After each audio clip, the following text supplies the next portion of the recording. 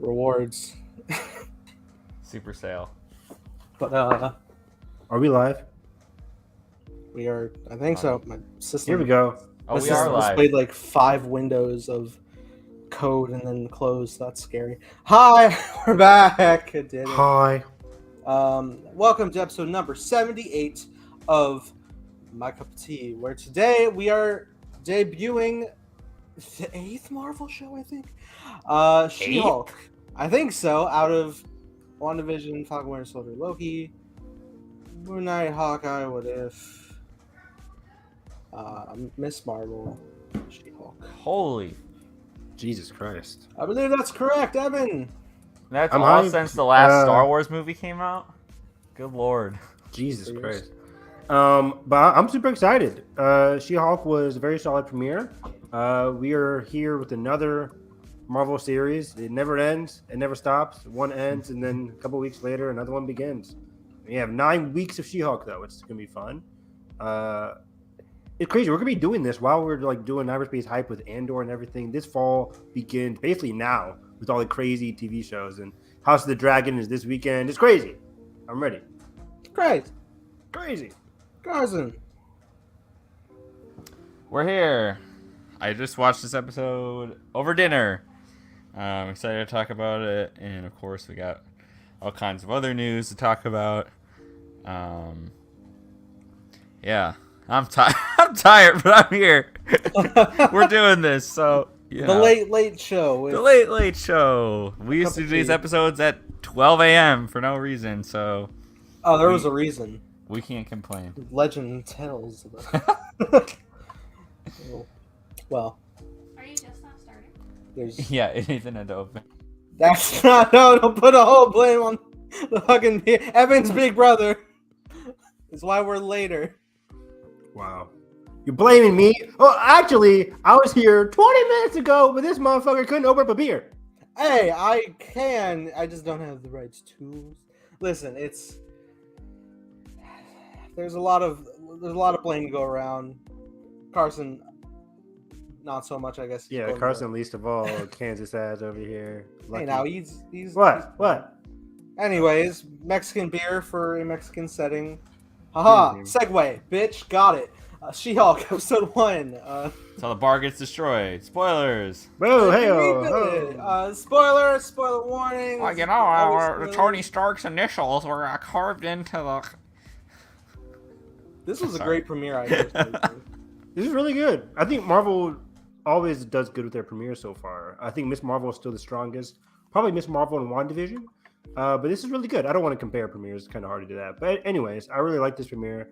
It very much sold what the show is in terms of breaking the fourth wall. It's very much comedic, more so than the other ones. The stakes aren't really that high yet, but I'm excited to see this. And I like Tatiana Maslany as Jennifer Walters.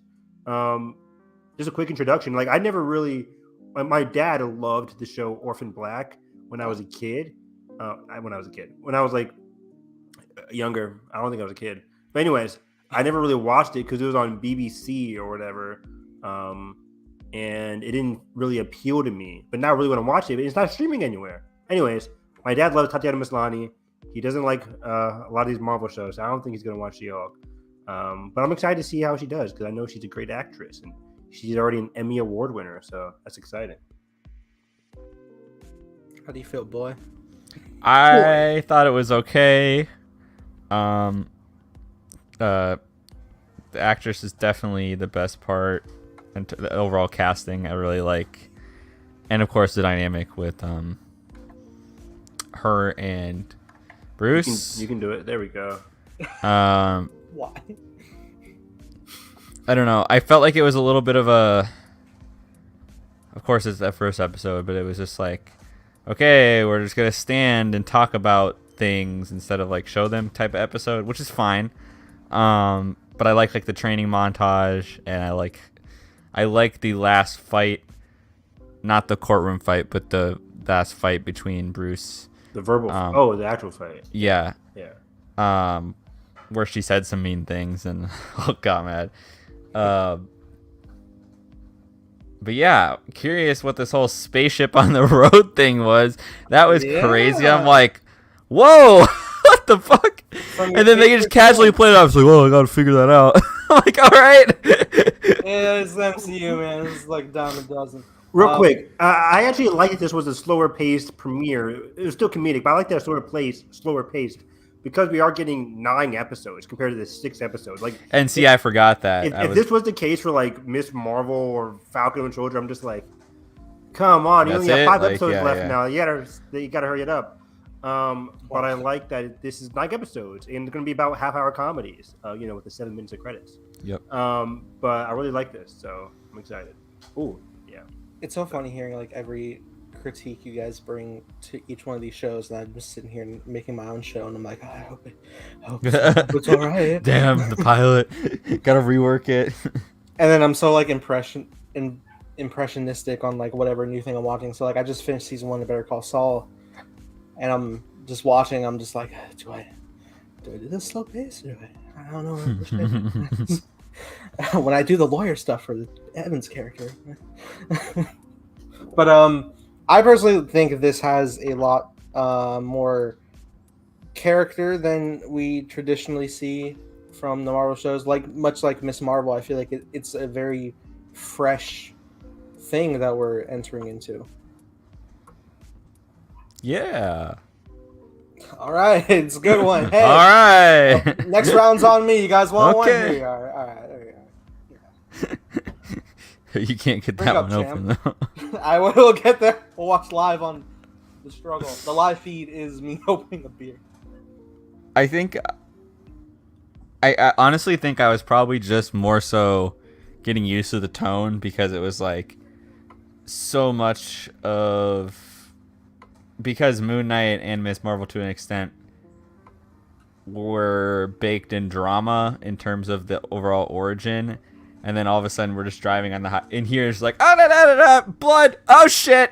Like and then we're like, all right, there's no going back now. I'm like, holy like, but it's like very like it's just like, oh, another day in the life type of tone because it's a comedy. So I was like getting used to that. I'm excited to see like what the show builds out because we really didn't get to see her like in her own life yet, if that makes sense. Like she was pretty much plucked out of her life on this road trip thing with Bruce, and then like the whole episode basically takes place isolated. And I'm excited to see now how she operates, and we get the first tease of it at the end where she, transforms and, civic duty, how she, it kind of circled back to that whole conversation they had of like, we're the only people around sometimes. And so there's sort of that moral decision, ethical decision of like, well, are you going to help or, and I'm sure the show's going to be about like pushing the boundaries of like, oh, she only can do so much as a lawyer, but like what's too far is like She-Hulk, like that sort of thing. So very excited to see where that goes.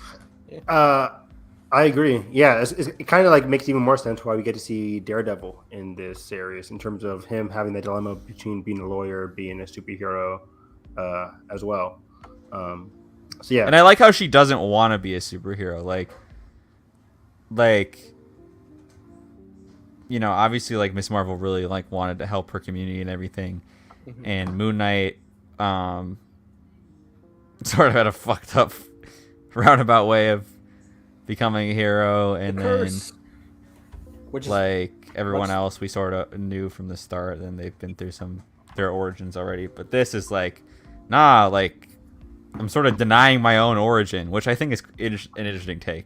I love the aspect of like when the powers, like you're basically are a superhero, but the power is more of a curse than anything. Yeah. Which has been a big thing with Hulk. It's always been a Jekyll and Hyde type deal. It's just so damn fascinating, like re-diving into the panic nature of being a Hulk, because Bruce is just like, all right, well, I got a 15-year journey for you because that's just how awful this shit can be. Like, and it's like, wait, it's you? Like what? Yeah, I was surprised too because initially I thought they were, because they established Bruce has like this like device on his arm that like lets him stay in his human form, and like he obviously found a way to bridge the mind. So I thought we were gonna have to go through that for Jen, But yeah, luckily she was already herself, and I really felt fucking bad for Bruce because he didn't get that easy of a life. Not at all. As we saw, like in Thor Ragnarok, yeah, like he's struggling with that life. But even before that, in the Incredible Hulk, which is underrated, he's like Thank struggling. You. Where have you been? I mean, I don't love the movie. It is underrated though.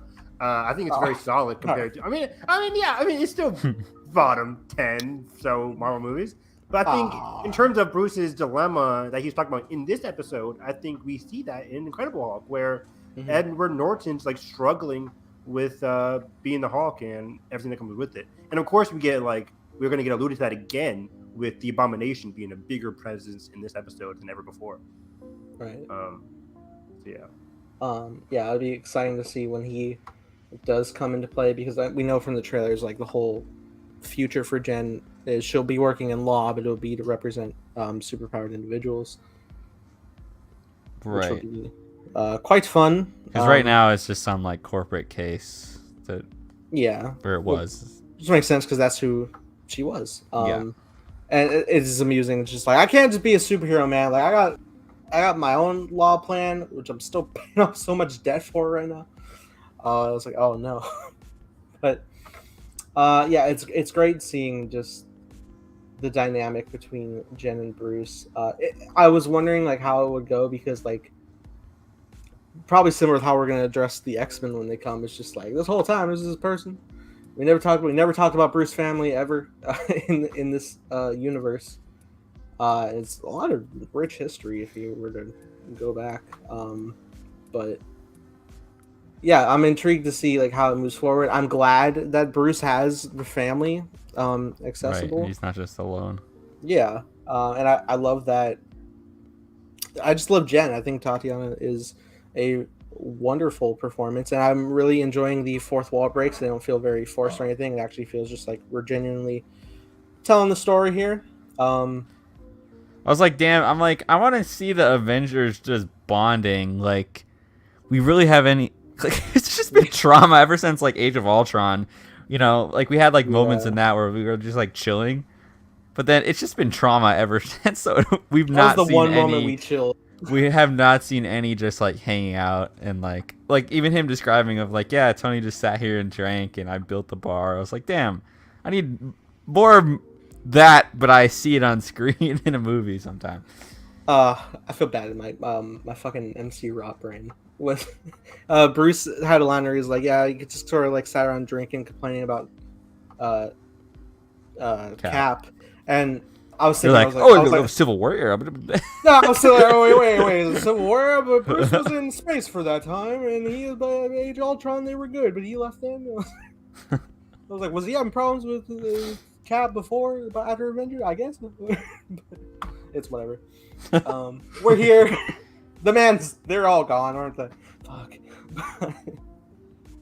Look, it was a fun episode. I mean, fuck, we kind of like ran everywhere. I don't know if it's like a beat to beat type deal we have to go through. No, but I think a lot of the emotional parts that you guys are talking about is very important as well. Like I really like Jen, like you guys were saying. I really like the whole Jen and Bruce thing. I wonder if we will see like other. Sorry. Write that one down. Write that one down. Keep it for later. But what was I gonna say? Oh yeah, hopefully see like the other family members. Didn't he mention like Ched or whatever? Then he said like if there's like a family dinner or whatever. The other cousin like or another something. cousin. Oh yeah, just family dinner.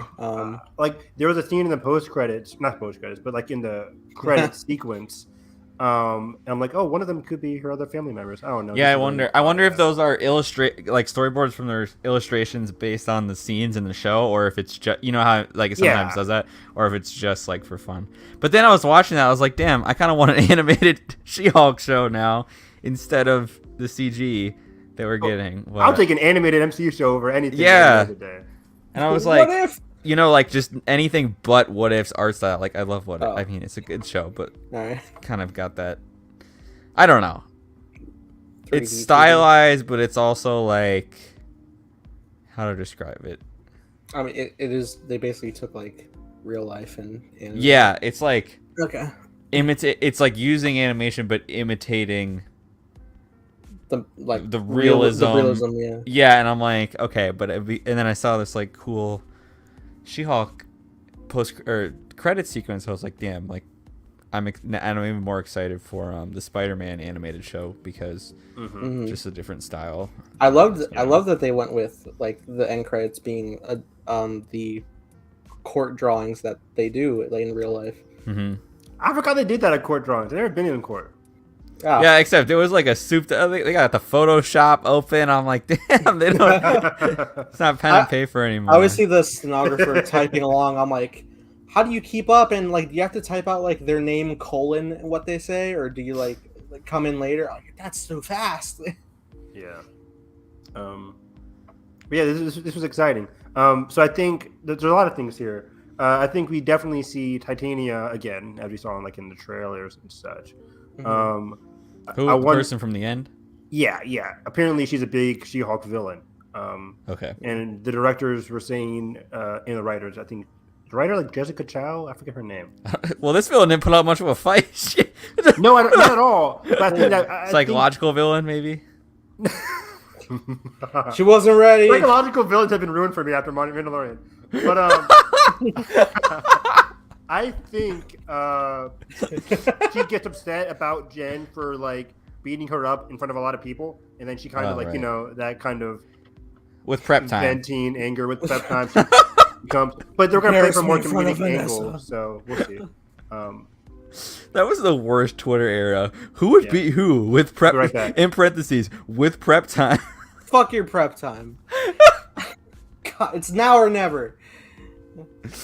That was circa like the Stuckman rewrite of the BBS. Poor guy, he got torn to shreds over that, but he's making a movie now, so fuck him. Who really won? At what cost? Oh man, I'll tell you what, the end credit scene here was just gold setup, gold payoff of answering the biggest question of all: does Cap fuck? I was like, I was just so like shocked that it was just like in the show that I was more just like, huh, what? All right, we're going with that. But yeah, it's funny, of course. Captain America fuck. So good. And now my brain is thinking like Cap had sex during the tour, but like, did he? Is it a lie? Was Peggy the one? I don't know. I believe it. I believe. Come on now. You're telling me he gets that body and he's like, ah. I don't know. He was nervous with Natalie Dormer in that one scene. That's, so I don't know. You're right. You're right. Maybe it wasn't. Maybe it was just. Maybe they were all on his case like Jen is, and he just had to say something. I like to think Peggy was just the golden era. Who knows? The beautiful setting in Mexico, though. My God. Yeah. Was it actually Mexico or is it volume? I have no idea. No, stop it. I heard it was Mexico. I think I saw them. I saw them filming. No, I'm kidding. It's probably the volume. Hey, what are you doing? What are you doing? Just, giving you that. Oh, Spotlight feature. Oh yeah. This isn't rant time. Usually when I do a rant, you can do that. But yeah, You're right. I have nothing to complain about. Yeah. Yeah, you have to be more animated for the spotlight. Exactly. You can't do that. You can't name the Apple Godzilla show Godzilla. It has nothing to do with Godzilla. Guys, you can't. You just can't. It is fucking Monarch. He's back. What are they gonna call it? Monarch? No. Wow. Really pulling that one back up. We don't know the official title yet, so. But don't we? I haven't. What was registered? I haven't completely lost yet. Every live in an title, era where every Tank every Dynasty title is in the the Godzilla canon has Godzilla in it. You're telling me? In the can. Well, I mean, Damn it! I knew it's gonna backfire. Destroy All Monsters was one, which Monster. which was the Infinity War era of the Godzilla franchise in the 70s.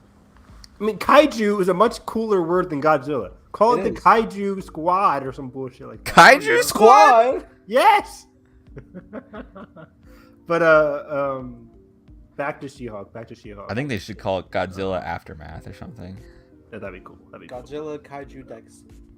Because it's like about a family that like learns about the secrets of I don't even know what it's about.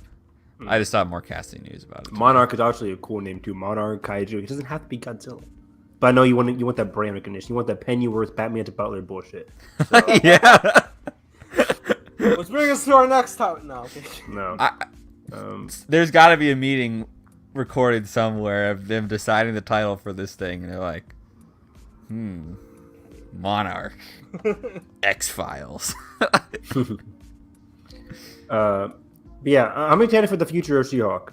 Tatiana's great. I'm excited to see her learn to become a hero, which is, again, Carson mentioned it earlier, but it's very different from the other heroes that we've gotten from Kamala and Kate and everybody else, like wanting to become a hero. They were very excited. Tatiana is much older, so this is a much older hero becoming a hero, or much older character becoming a hero, which we haven't seen in quite some time. Usually it's like the younger characters becoming heroes for the first time. So this is exciting. I think the last one would be Captain Marvel, who was like a test pilot and then became a hero. But either way, it's exciting. I'm excited to see like the courtroom comedy of it all. I can see it now. It's 2025. We're watching Secret Wars. Okay. Deadpool's there. Yes, he is. And he he breaks the fourth wall, and then Jen shuts him the fuck down. No. We can talk about that later, but like, would Deadpool be? Are we talking about now? Would Deadpool be in a Avengers movie? I believe.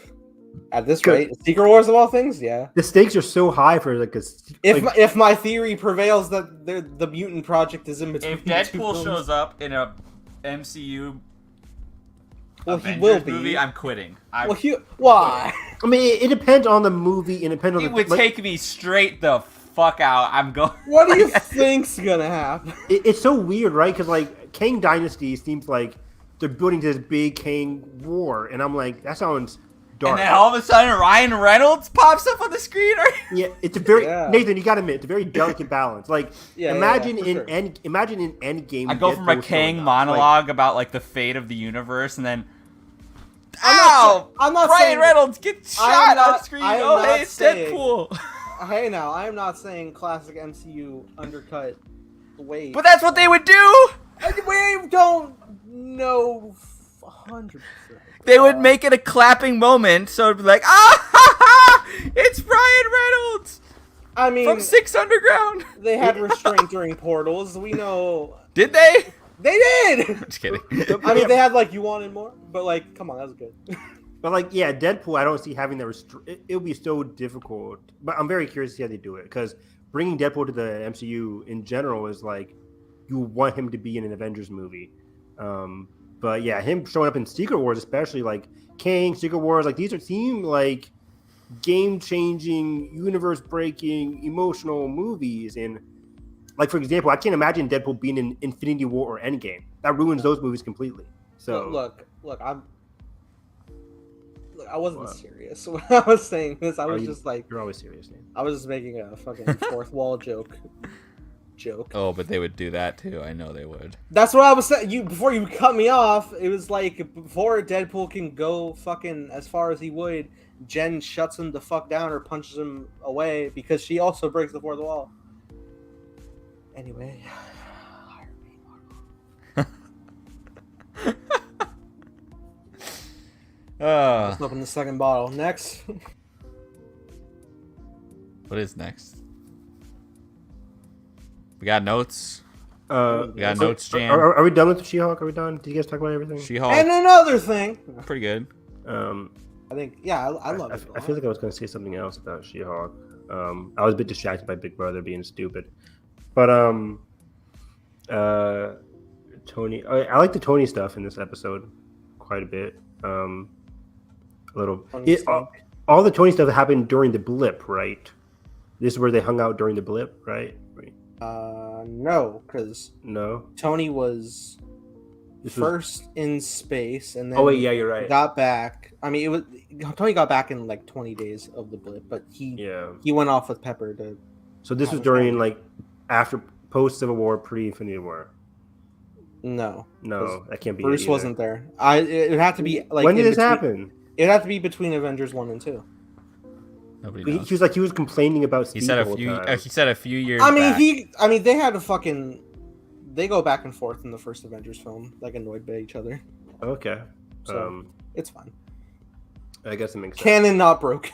But also, didn't he say like this was a way to help me with my Hulk changing form? Like this whole training station was to help me with the Hulk stuff. Wouldn't have but, helped I mean- him during like the pre-Endgame stuff? Yeah, With because Smart I mean, Hulk. if it's in between the first two Avengers, Hulk was not locked down and in control really. Okay. Like that's why we have like Hulkbuster and everybody. I wonder what the internet. So has to wait, say. I know this is gonna sound stupid, but is this the first time that he's? Because I swear in Endgame or something he talks as Hulk, or as Yeah. Bruce in Hulk. No, Or, Yeah, that's Yeah. the whole but thing. is in Smart Endgame. Hulk? Is this was that different than this Smart Hulk No. or whatever? This No, is the same. it's the same. Okay, because he said something about the DNA made him able to like something. I don't know. Yeah, Jen's DNA was even more better compatible with the Gamma, so he was able to heal his arm that was broken, and he was able to be back in his Hulk form because when his arm was broken, he had to stay Bruce form to heal it. Yeah, From the gauntlet. from the Yes, gauntlet. from the- Because that was like permanently damaged. Like he was. So, yeah, yeah. We saw in the Shang-Chi end credits, and he was wearing that sling Yeah. as Bruce. So now he doesn't have to wear the sling because of Jennifer's different DNA. Stay with me, Carson. Hold my hand. I'll guide you. And I like that. Yeah, they talked about Jennifer and Bruce's Okay, difference. but he can't. He still can't change back to Bruce. I think anytime he wants, I don't think. unless he goes unconscious. He needed that that thing on his wrist that he was wearing in the car. That Yeah. helped him stay human, but he's like No, found that's- like peace acceptance in being Smart Hulk.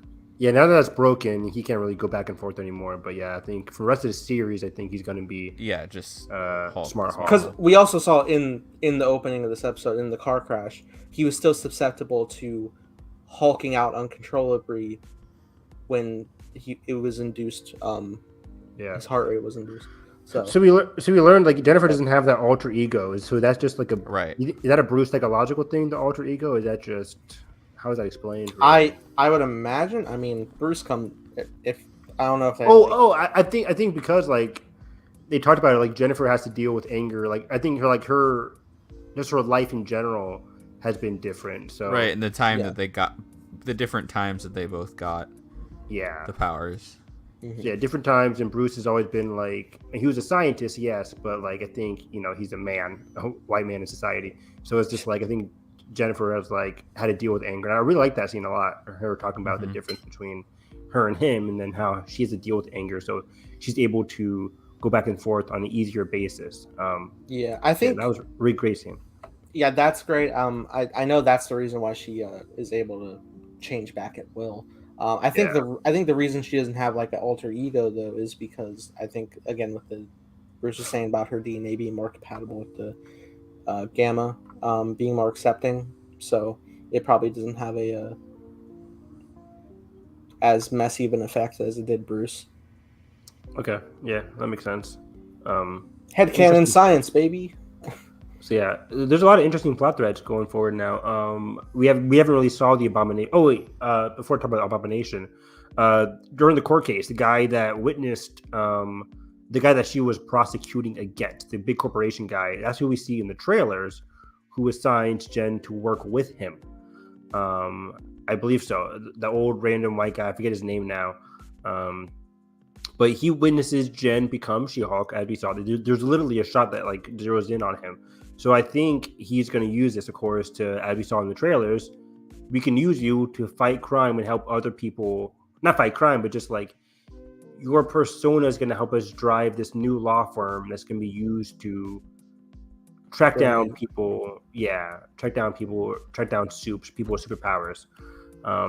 Well, if you get to the action fun excitement, in my opinion. I'm sorry to say, man, this is a comedy show.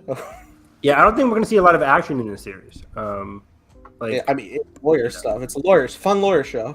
Yeah, I think it's a lawyer comedy show first off, and the action stuff is gonna be kept at minimum. We're gonna get a little bit of action scenes like the one you saw today with Hulk and Jen. A couple with one with Daredevil, maybe. Daredevil stuff, a couple of stunts, but I don't think we're gonna get full on like I don't know, Miss Marvel, Moon Knight action scenes in this series, which I think is a good breath of fresh air because there's a ton of Disney Plus shows coming our way with a lot of action in those series, whether it's Ironheart, whether it's Armor Wars.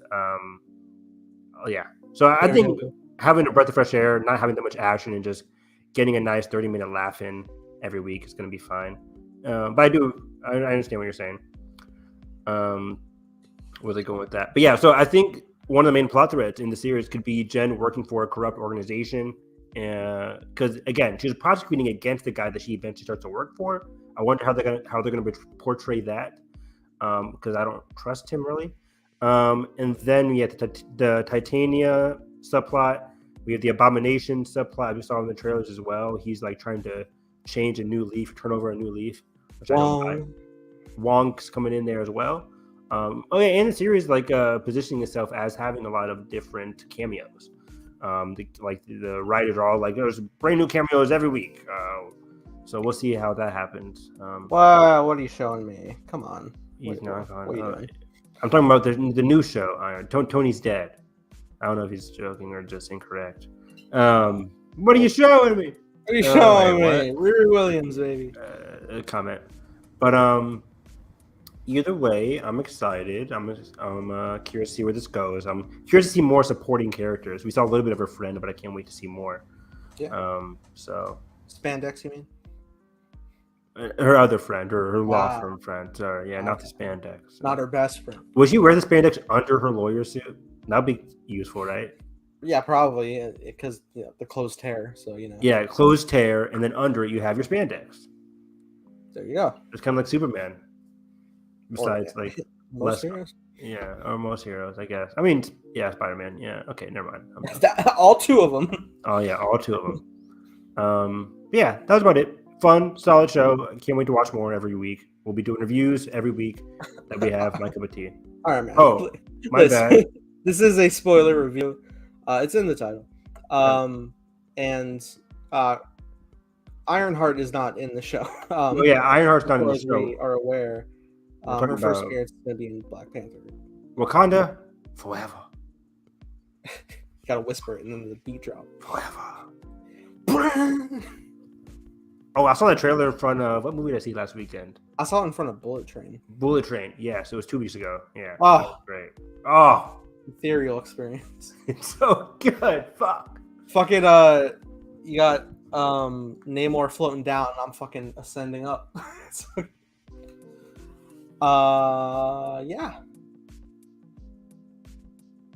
You had some notes about WB's Flash plan? Oh yeah, so we can talk about this whole thing. Been some development. Not really Flashpoint, right? We can talk about like the 10-year plan, and they originally were going to do Flashpoint under Walter Hamada. Oh, that's been scrapped.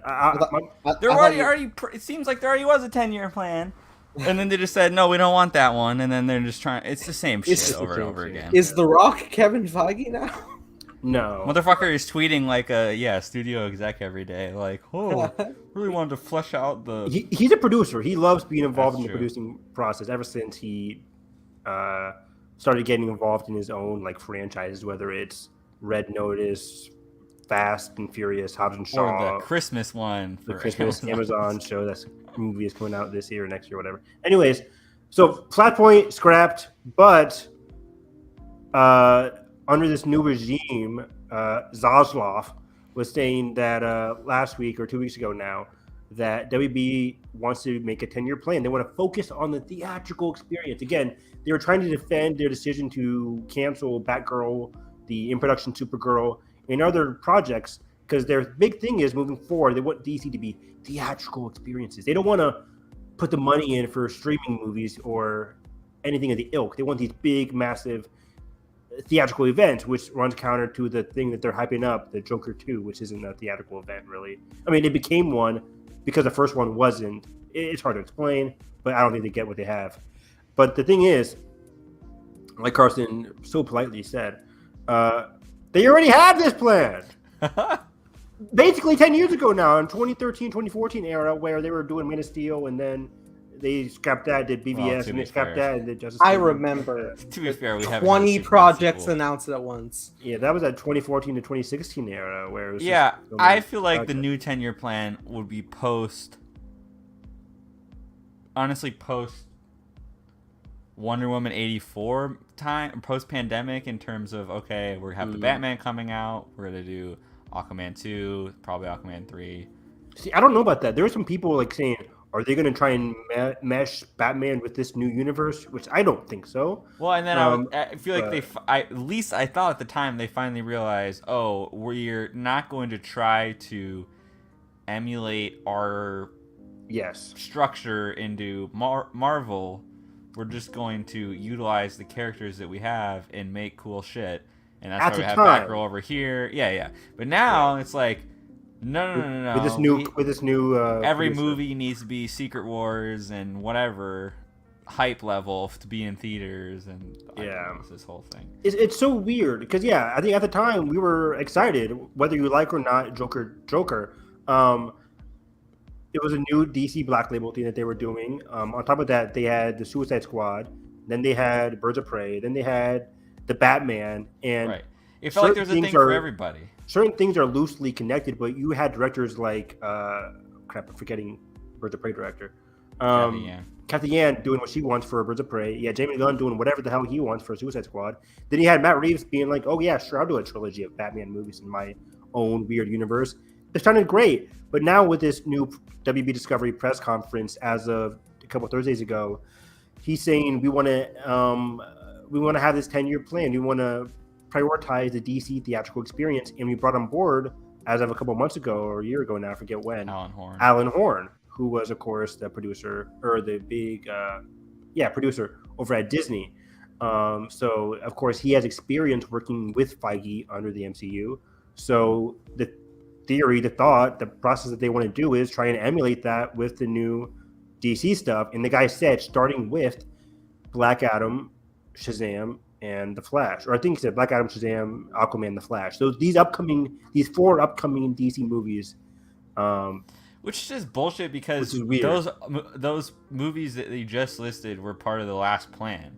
They were. But now you're trying to shoehorn it into your new plan? Like, how is Black Adam going to connect? I just don't think there's a plan. I think it's just ongoing planning. Like, I think it's framing for investors to understand. Oh, now I understand that this is going to build up and be a thing instead of just like a movie, a reaction, and then build up to the next thing. You know what I mean? I don't know. It seems like mumbo jumbo to me. I find the notion so frustrating. Like, oh, we just need to get our Kevin Feige. It's like no one's ever going to repeat that exact line of success, especially because now the market has changed forever as a result of the MCU. It's never going to repeat in the same way. It needs to be innovated again. And they keep forgetting every single time that they're like, we need a Kevin Feige. He's like, you must remember, Kevin is also a fan of the source material that's being adapted. Oh, great point, Nathan. Yeah. He genuinely cares about it. So, he's like an exec and he knows like how to like do business, but he also gives a shit about the product. Exactly. At least at the bare minimum of like how the characters are going to interact and, 100%, and that's something you don't see in any other studio. Like Feige is a one-of-a-kind person. You get that with Kathleen Kennedy, but I don't think Kathy reads comic books. But that's from a different perspective. She's she's a movie nerd producer. She's not a but still, like, right, you don't get somebody that's like and she's obviously a huge fan of Star Wars. Yeah, like I don't think she's we involved. But see she surrounds herself with people every- like the story group and stuff. Where and it's Exactly, and yes. we see like every behind the scene reel of any Star Wars project is like Kathy's there and she's like, oh wow, this looks great. I Yeah, she's can't imagine there. any DC execs just being like, wow, Right. the guys are doing it. Like no, I mean, they're did just they like, try to do looks that like- with Jeff Johns for a time where he? Yeah, remember that? Yeah. He was the because he worked on comics too, right? Yeah. Yeah, The classic that was the whole Jeff thing. Johns, Kevin Smith, CW bullshit where it's like, Oh, we gotta go to space. gotta go to space. The Green Lantern Corps, obviously. Oh, yeah. Oh, I'm so excited. Me and Kevin are just like, Ever. let's go, and we didn't. Let's go. Never happens. In fact, they cancel him out of the Justice League Snyder Cut. So yeah, not great. Well, Even they're though doing the TV show though. we are doing the As TV of show now. now, which is not a movie. That same presentation had the Flash movie in there. We're just Ooh, like- yeah. And it was just like comic book art for your Yeah. ideals. So bad. Oh no! We should really watch that video one day just to laugh at it. We should- I think it's yeah. broken up apart. We need to find like a big compilation. Yeah, we have to. DCU Phase 1. Whatever that was. But yeah. I So don't know. like you guys are saying, there's nobody in charge of DC that makes me have faith because. Again, under this comment, they're like, "Oh, maybe this is a big W." I think Yeah, all maybe this we could means win. is Like, they're no, this is throwing not a dart at a dartboard, saying, "Oh, we quite possibly, maybe, will build up to." I don't. Not What are Flashpoint, they 'cause building they're, to? They're using Flashpoint, but something in terms of an overall villain connecting, And which this I is the just think is thing. stupid.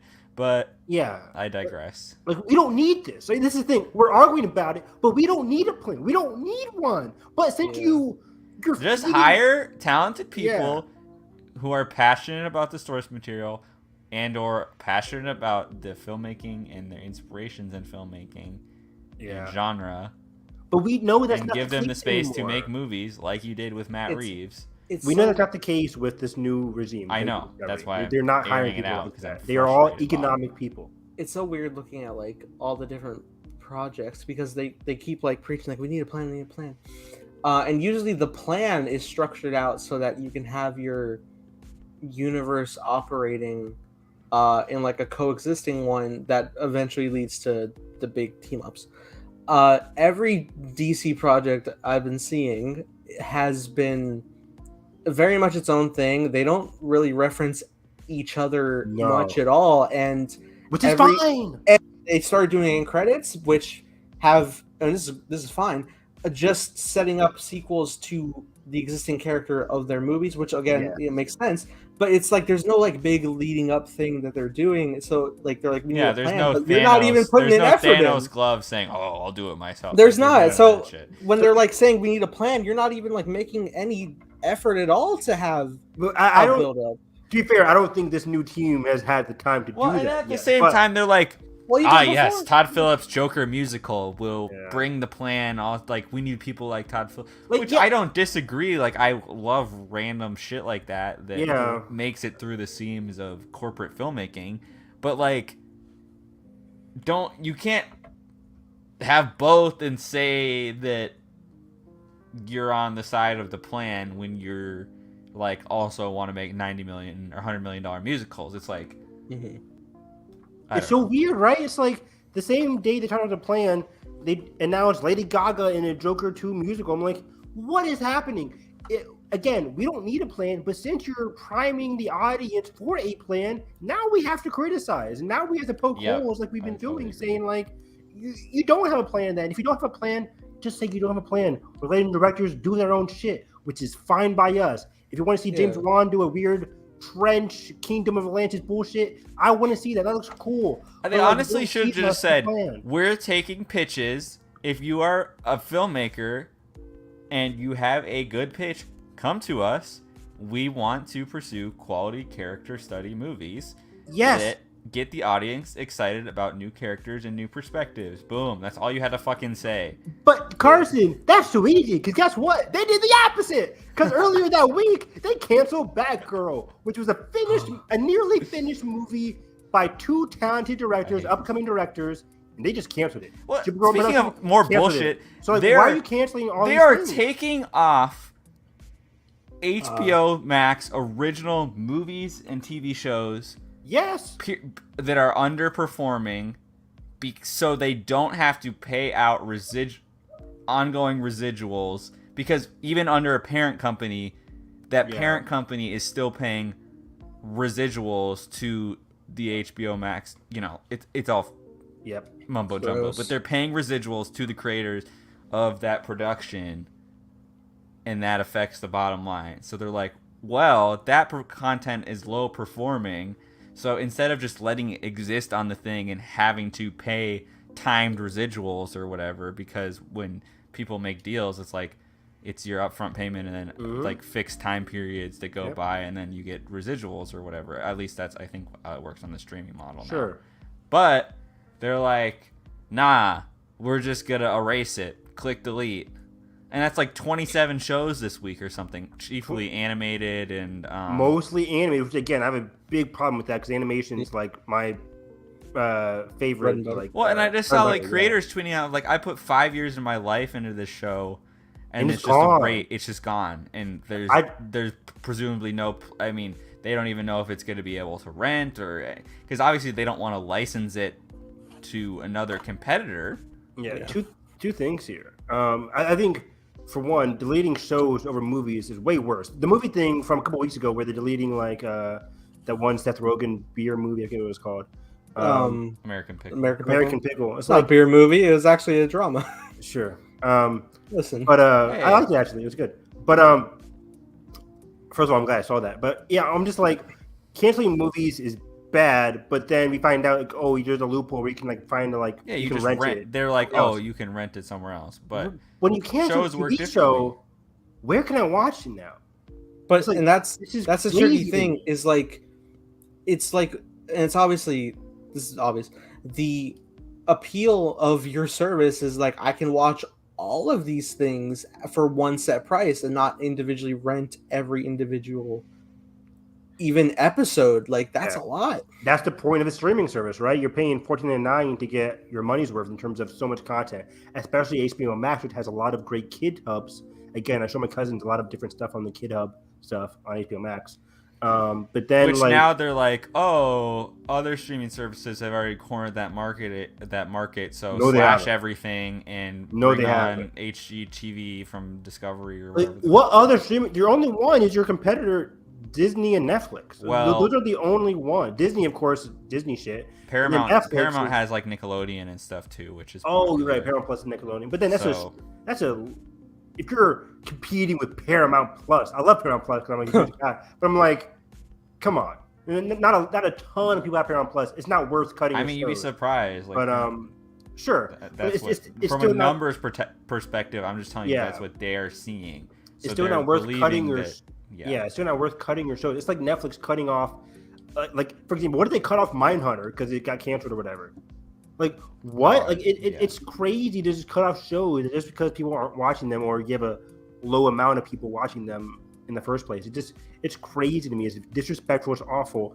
And going back to the argument, you are not getting that appeal for directors, writers, etc., to come to your studio for new movies, whether it's DC or anything else that WB Discovery wants to create moving forward. Well, and the whole Discovery panel, they had tons of different franchises that they want to explore now.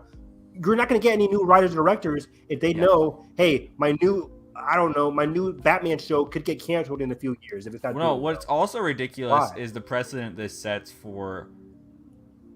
Well, because streamers created this oversaturation of schlock that they, greenlit everything because it was a race to whoever could have the most original content, where you didn't have to pay for anybody else's content. You could have all your content and you could keep people watching the most minutes on your service. Well, that was the race for a while. Yeah. Then they created so much bloat that we trained an entire world of people who watch stuff on streaming that it's now hard to find stuff on streaming because there's so much to watch. And so now it worries me that they're going to just make stuff that they don't want immediately people to find harder to find on the service itself, which is annoying to me because they're going to like, oh, we have our pillars, but like trying to find a movie from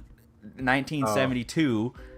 They're just gonna continually bury it for whatever's not the top trending thing. Yeah. And we're already seeing that with Netflix of how, of course, there's a search thing, but like Netflix has been doing that. They're terrible with advertising their shows. It's just quantity over quality. Yeah. So it sets this whole thing where it's just like this cycle of problems they cause and now are reinforcing themselves to economically dodge what they have created. It's crazy because there's so many memes like, oh, Netflix was going down the hill, then HBO Max is like, hold my beer. And these are two streaming services I really like. Like Netflix, I'm always watching something, whether it's Mike Flanagan's horror shows, Stranger Things, other stuff. Like the shows have really been Netflix's best stuff rather than their new movies. Can you imagine if all of a sudden in 2 years they say, oh, Midnight Mass is not getting enough views, bye. That's what I'm saying. Like, why would that's what HBO Max is doing? It's weird because wild. I mean, obviously they're kicking off like Max original stuff. And like Mike Flanagan has said he wants to do like featurettes and commentaries and stuff like that, but they actively pawn against that because it's not popular enough. And even though it would encourage rewatches and more engagement with the actual stuff, and people would be willing to buy physical copies just with that stuff on there, they refuse to do it because it broadens how people watch it. That's not just on Netflix, and it's so annoying. And you can do it on Netflix. Like Ozark had a great behind the smes stuff. Just add a commentary track to Netflix. Just add it. You don't have to advertise it. Just add it. I'll find it. But yeah, I wish you advertised it. But... Yeah. What are you saying, Nathan? No, hold on. I watch I find it interesting because like I watch like a lot of stuff on Netflix is like not even like necessarily Netflix original stuff. It's just stuff they have a license to put on the platform. Obviously they don't have to be carrying it. They could make it just all Netflix stuff only, which I don't recommend. But they would never do that. Yeah. It also kind of feels like maybe that's what HBO will do going forward. And it's like, hang on. That's what the race. That's basically what the race is right now. Is everybody took their content back from Netflix, and so then it's like, okay, we're going to evaluate what IP we have, and as you see on the stupid slides from Warner Discovery, the 90-Day Fiancé universe becomes a slide. The cinematic universe. Yeah, it's like somebody fill out the slide with something else. Like, oh, sure, 90-Day Fiancé is this successful. And I'm worried. I'm pretty sure Studio Ghibli is just going to be erased at some point. Don't you dare! Luckily, that's popular enough where you can buy all those. And they haven't erased anything that's like from other studios yet, right? Like they haven't erased like certain hubs yet. Yeah, but I don't know if they own. I think they license because I think it was a bidding deal for the Studio Ghibli rights, and it's for a fixed amount of time, just like Harry Potter, just like anything is, whatever.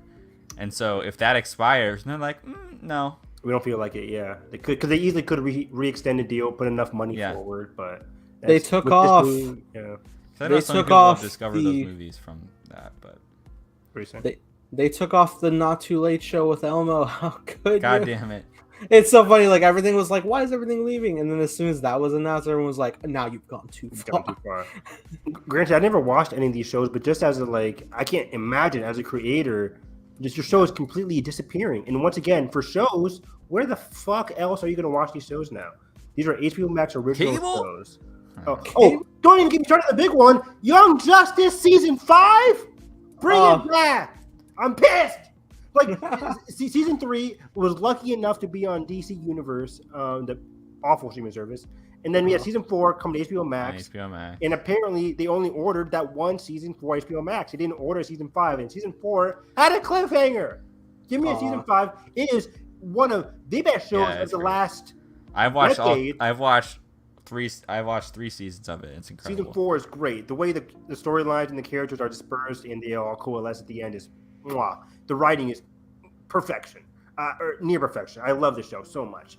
It's just very adult, relatable, fun, romantic. It has a significant audience, which I'm just pissed about it because if you look at like Parrot Analytics or whatever, like those charts where it says multiple average demand compared to Young the Justice average, is on there, and it's like 15 times average demand. Yeah. And so you're telling me you can't pay for a season 5, which is relatively inexpensive compared to your 20 million and House of Dragon episode to produce or whatever. Well, yeah. I'm like, the return on and that's the other thing that frustrates me about this whole thing.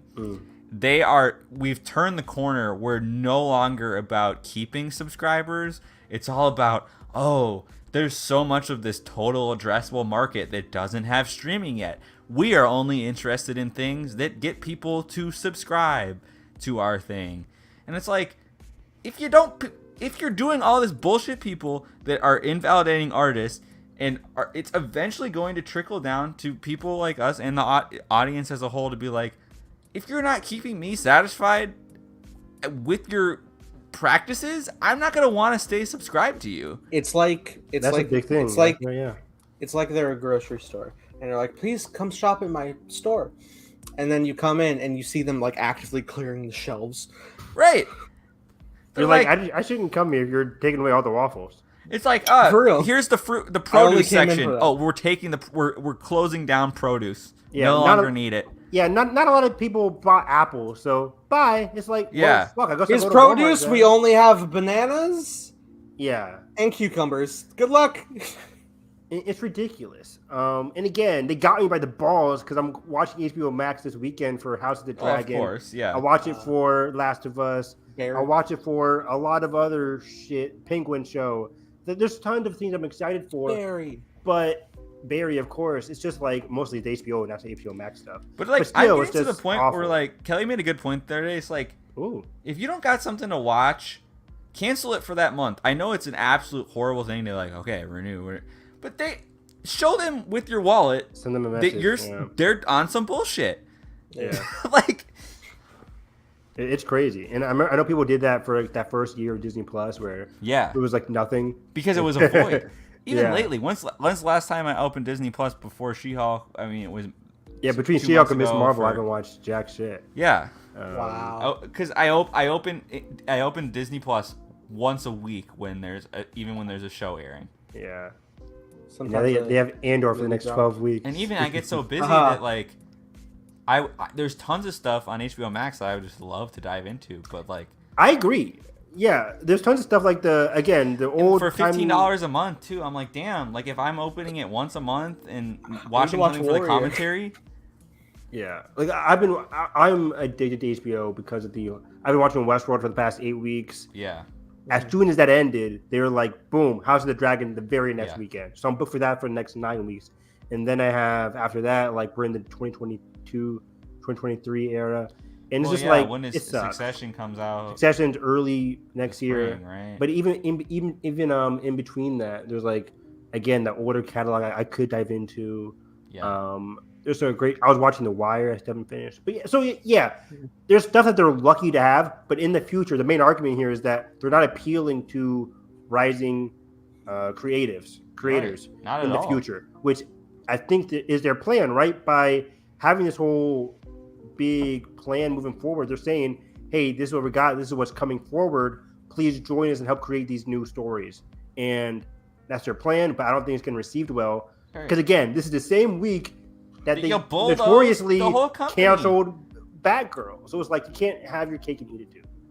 Hmm. So yeah, that's the big thing. Once again, I don't have any faith in this WB thing. They I also kind of, bulldoze 70 people just because they're like, we don't need these type of shows anymore. yeah, they're canceling more scripted and less like reality shows, which is insane to me. I don't get that. For HBO Max, there's still Yeah. like HBO scripted, like Euphoria, all that. But Yeah, HBO Max. I mean, but yeah, I was like, who watches? I thought more people would watch a scripted show than an unscripted show. right. That's Kelly just binged 3 episodes of the Pretty Little Liars finale or whatever. yeah. It's on HBO. I Mm. heard about that. Yeah, and I didn't know that was HBO. Okay, yeah, very popular show. But that kind of steamrolls into the next thing, the whole Flash situation.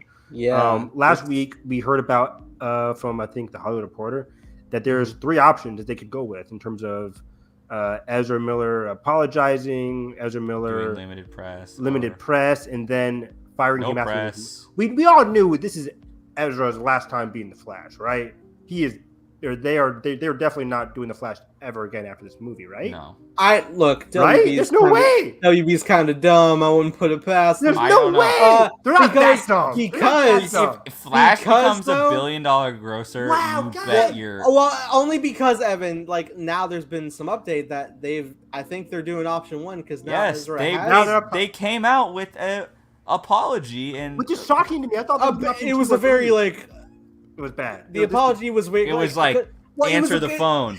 Well, no, it was a good like establishment for an apology, but he never was like the harm I've caused. He didn't address that. Right, He was just like right. I'm having issues, and it's like they. But yeah, they. Yeah. But I'm just are you like remorseful of the actions against the people? Can you? I don't think they Say are. it. It's crazy to me. No, WB's like, don't say anything. Just this say is the ha- bare minimum that shows that you're on the right track. And then This was by, definitely workshop. by May of next year, People will you'll forget. be all. Yeah, they'll forget about it and say it in one little press message from Variety, and then it'll be swallowed by all these other news sources, all these other news topics. It's like It will be This is so interesting because we are definitely in our own Twitter bubble, but this has gotten so big that I feel like it's expanded out. So I don't know how people are gonna react to like the first trailer. That's Like, a what? great- How do you I even cut don't- this trailer? that's a Well, great there's a question in terms of trailer. like how many people. My parents don't talk about this. Granted, No, like, not at all. But it's like Yeah, I don't know how many- much of the general public would actually like know about this situation. I always do wonder about that because like the whole Gal Gadot controversy, my parents have no idea. Yeah, about nobody that gives a either. shit about Nobody that. gives a shit. But it's just like this movie, And seems way too especially good for it. time is the biggest medicine for these things too, because Yeah. people Always forget forget. so quickly. Yeah, So unless you're like Kevin fucking Spacey. I would not be surprised if they drop this trailer with Shazam. That works. Yeah, that's 6 months, right? I think 'Cause- that works. Yeah. If I'm them, I'm playing the Aquaman final trailer or whatever, or the main trailer, and I'm playing Mhm. the Flash teaser with Shazam. Actually, now that I think about it, I think You're telling me they're gonna wait all the way to Aquaman to? you That might. is insane. Are they going? It has to be asked. Are they going to solo this? Are they going to do as minimal? Because this movie has cost a lot now. Are they going to do Yeah. minimal marketing to save on costs? I don't know because I've also heard But many it's, of apparently reports. it's tested well, or It's you know, tested Yeah. well. Fuck off with the testing. I mean, yeah, I'm sure they gave a great performance. I like them as the Flash. Do you? Well, before all this going down, yeah, I like. well, and keep in I- mind too, some of the writing before, which is horrible That's a good for that point. character, which I always it's, said like they Wasn't could their be fault. better, but the right. I didn't. Of course, the 2017 movie's trash. But even in the Snyder cut, I'm like, it's fine. I still don't have like a big connection to the character yet. It's what happened when you introduced him in a squad-like movie. It's like I don't Yeah. really get to know all the character. appearances were squad movies. Yeah, it's like I don't really get to know the character. I don't know whether I like them or not. Motherfucker had 30 seconds in Suicide Squad. The Like, best thing that- why? that's why it was good that So bad. You lose a I boomerang. wanted man? more of Cyborg, and I was glad that we got sort of Yes. a Cyborg origin and Cyborg. Yeah, story he- in Justice He's the heart of the story, which is like, yeah, It's so funny because remember the reports that like they removed Cyborg from the Flash movie. It's like why would you do this? And now it's like, oh well, dodge a bullet there. dodge a bullet there, Victor. Thank you, Victor. But no, the point we were making, oh yeah, in terms of just like saving costs, I've heard many a report that like they can't do an actor reshoot because Ezra plays Ezra's multiple roles. He And- plays the villain. Rumored to be played the villain. So Rumored, yeah. Yeah, and we've even seen the trailer. There are two Flashes played by Ezra, and that's just a lot of screen time. Which I'm kind of happy now. If they want to do it, like, if they want to reboot the Flash after this with a different actor, then they can do a proper Reverse Flash. Like, I'm cool. You don't have to waste Reverse Flash in this awfully. Well, it also movie. sounds like a lot weighs on the plan in this movie in terms of resetting canon, different things. You would think, but I don't think so anymore. I don't right? know. 'Cause Can you cut only- that out at the end? Like, I mean, maybe it was just a voiceover of Barry, like, running around and, like, kind of like, oh, like, this is the different things that are established now type of vibe. But I think Unless it changes things like so dramatically. It was a universe-breaking thing, but it was only really connected with Batgirl in terms of story that we knew so and far. Supergirl. And Supergirl. But those two have now been canceled. So it's like, what's this movie supposed to connect to? It is giving us opportunity, if they do a whole Flashpoint thing, to do a new Superman if they don't want to do Henry Cavill anymore. Right. That's about it. That's all I can think of. Because also the report from a couple of years ago was that Keaton will be the new Batman of the DC universe. That doesn't look like that's the case anymore because he's not an Aquaman. So they're also minimizing down on Keaton, which is shocking to me, but okay. I'm shocked that there's because we figured this Flash movie would be the very, very last time Ben is Batman. But then, surprise, he's an Aquaman. Well, because they changed out Keaton. Because they changed out Keaton. So Keaton was an Aquaman? Originally. When did that happen? I don't know, but we apparently deduced it from the fact that the trade said that he was supposed to be an Aquaman, but then Momoa confirmed that Affleck shot a scene. Aquaman was supposed to come out before the Flash. Right, that was the whole thing. And originally, but then Flash Isn't it got. still? No, yeah, Aquaman was supposed to come out. Flash was supposed to come out before. Yeah, that's what I meant. Aquaman. Oh, sure, yeah. But then COVID and everything happened. But again, that just goes to show, like Nathan said earlier, these DC movies, at least the first four that we know about, because we don't know of any confirmed DC movies after next year, which is crazy compared to Marvel. But we don't know anything afterwards. I'm so curious how this movie does because it still doesn't come out till June. June. Packed. We know how big the summer is. Summer 2023. Which is 10 months away, right? Dang. Which is so much public consciousness away from a movie releasing. You know what I mean? But the closer you get, the more you remember. It's like, it's that edge. At least for us. Sure. What does it look like? What does the world look like next May when the TV spots are running for this movie, and at least some press and Andy Muschietti is up going to Today's Show talking about the movie? I want to know what that feels like because it's going to be so interesting to gauge. I imagine WB is going to crack down on journalists to be like, don't talk about the Ezra situation. If you do, you're not working with us. No. Well, and also it has hella competition because Spider-Verse is the first week of June, Transformers the second, then a Pixar movie, Elemental, the third, then The Flash comes out, and then Indy 5 is the following week. Indy 5, I think, is going to be massive. What was Indy 4's box office? I'm curious. That came out in 2008. If they sell this as the swan song Logan it's gonna be huge. I guarantee it. Last one made $790 million in 2008. So big gaps from the last one. Just in time wise, not money. Yeah, I mean, it made more than what Thor: Love and Thunder has made so far. Which it made a lot. Will make. That's big competition for the Flash. And in general, just look ahead at these 4 DC movies: Black Adam, Shazam, Aquaman, The Flash. I don't see any of these movies crossing the 100 million opening weekend. I see Black Adam at most having 60 to 70, if that. How are we just? Aquaman will. It's so weird, how we're in a world where a Flash movie wouldn't make $1 billion. Yeah, Aquaman's costing 100 million. 100%. It's the highest grossing DC movie. Is that a bet you want to make? Yeah. It's a buddy film with wait a minute. Patrick Wilson and Jason Momoa. Wait a minute. Why we waiting? Let's go. Let me just tell you what. Okay. What is happening? I missed it. I'm a betting man. Nathan knows. I'm a man of my word. I gave him. Okay, Aquaman opened with nearly 70 million, but keep in mind that was also during Christmas release period with Spider-Verse on its second weekend and Bumblebee and Mary Poppins Returns opening that same exact That was weekend. A stack. That Mary Poppins Returns, that masterpiece. I mean, come on, it's the holiday What do you weekend, mean? December 21st. It was a holiday weekend where it gets spread out like that. Garbage.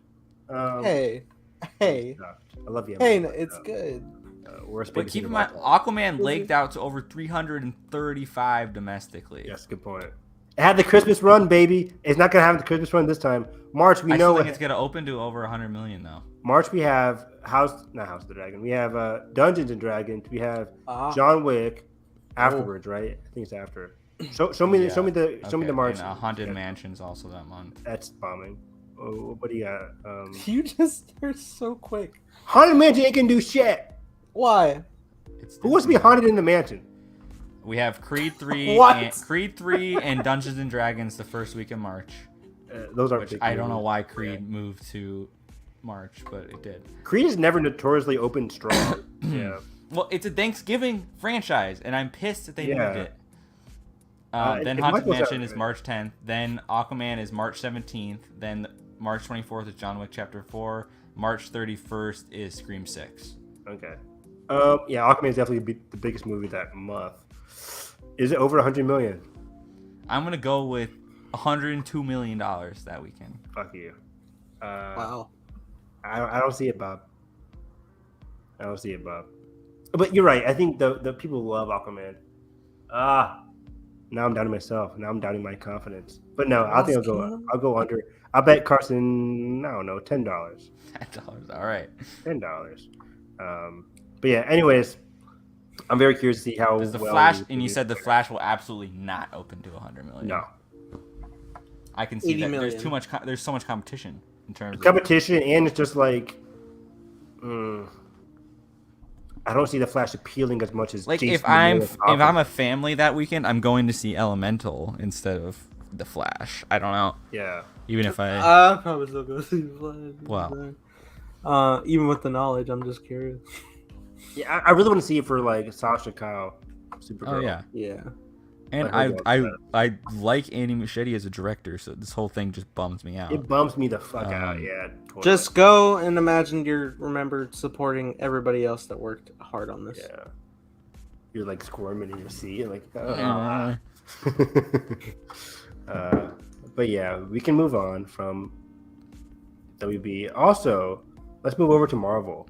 Hey, I know them. You know, people can't keep their mouth shut, especially people who are just introduced into the Marvel Cinematic Universe. And that is one Patton Oswalt of Parks and Rec's fame. No. Did we know about this? I don't think we did we? It's Louis Zhao Eternals 2? yeah. Did we? I thought. I mean, the Eternals will return. Like breaking news. I mean, it wasn't officially greenlit in our thing, but come D23, I Watch think now, it's, season 1 of Inhumans. Nothing's promised. Do we think Eternals is one of the mystery spots in Phase 5 or 100%. 6? Yeah. We gotta see what happened to them before we face the conflict of Kang. I think so too. Plus, I think I think we're gonna be getting more intrigue with them, just because I know we're doing some Eternal stuff in season 2 of What If they confirmed. right. Mm-hmm. And I do like the Eternals. Like, I think it's a good batch of characters.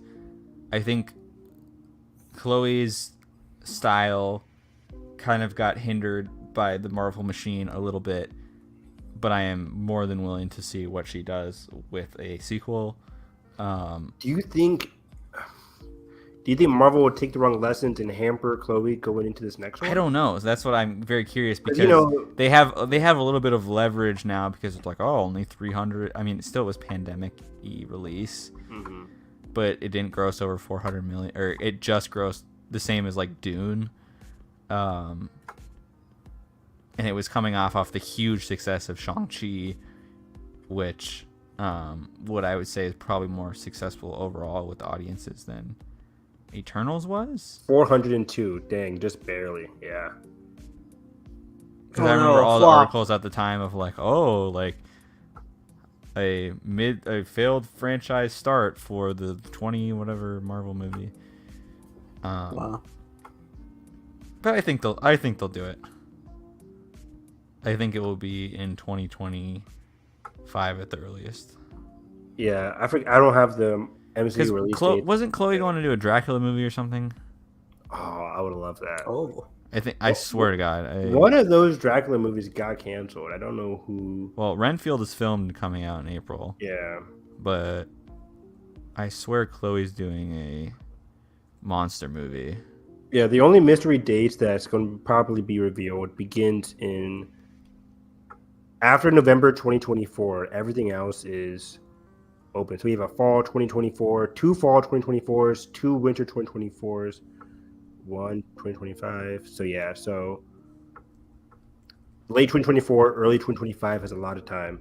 and basically all Oh, the it's things not they on had. her IMDb anymore. So I still hope we get Shang-Chi 2 before this, but I don't know anymore because of Destin doing. Yeah, she was Destin gonna do doing this some other- sci-fi western Dracula movie. Yeah, I think it got canceled. that might have been the canceled one. It's not on her. Dang it. What's Karen Kusama? What's her last name? From what? The director. Oh, First name is Because this was February 4th, 2021. Karen Fukunaga. I'm not sure, but yeah, I heard there's another Dracula one. But either way, hopefully it's coming out in Phase 6. I guess we'll see a D23 as well. When is that, by the way? D23, is that late September? September 20 something? No, I thought it was like September. Yeah, no, is I thought it it was late September? Oh yeah, I think it's like the third week in September. We'll see. when's Disney Plus Day? Oh, that was another Great topic question. I I had. don't Disney know. Plus Day is coming up. Anything to expect for Disney Plus Day next month? Last one was an awful Disney Plus Day. Awful. I mean, at least We got that Kenobi sizzle Well, 'cause that then- leaked the day earlier. Wasn't 2 months later the Disney Plus presentation? What was that called? Investor Day, Wow, Investor Day. which was huge. That was big. Was that the same year as Disney Plus Day? I don't know. I feel like no. Disney Plus Day was 2021, and I don't think it was fucking know 2020. actually. But either way, remember they were hyping up all the Star Wars stuff. And we got nothing new announced for Star Wars. I don't even think they announced anything new for Marvel. It was just a bad day overall. So I'm not expecting much, especially with D23 in that same month next month. So we shall see. Because I think the only thing Disney Plus wise they would announce are stuff that we already know is coming next month or next couple of months with Ironheart in production. We could get a sizzle there, maybe some set photos. What are the Marvel series that are coming out next year? Secret Invasion, they could tease some stuff. Yeah. Echo. Echo. Probably. Mandalorian. People are expecting a Mandalorian teaser at D23. I don't know if it's They have filmed or are currently filming Loki season 2. Loki season 2. Yeah, we could get some stuff there, some more official photos from Loki season 2 because we haven't seen anything official from Loki yet. That's my most anticipated show for Marvel, definitely. I wonder why. Sylvie, that's why. But yeah, hopefully we get some official stuff from Disney Plus Day. But again, because D23 is, I think, the weekend after that, they're not going to reveal too much anyways. Spider-Man freshman year footage. Give it. Give it. Okay, let Wishful me see thinking here. Anthony Ramos Hey. as the Hood set photos. Look pretty cool. I have never heard of the Hood. Our man Alden Diaz from what's his podcast called? Octu Radio. Octu Radio, yeah. Octo Radio. Interviewing Ryan Johnson next month. Very exciting.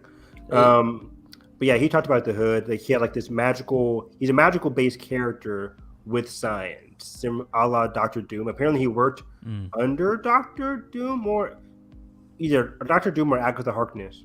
No, yeah. In the comics, he worked with Doctor Doom on this Ironheart show. The rumor is he might be connected to Agatha Harkness. Which would be cool. Coven of Harkness, whatever it's called. Coven of Chaos. Coven of Chaos, yeah. Is that which one's set to come?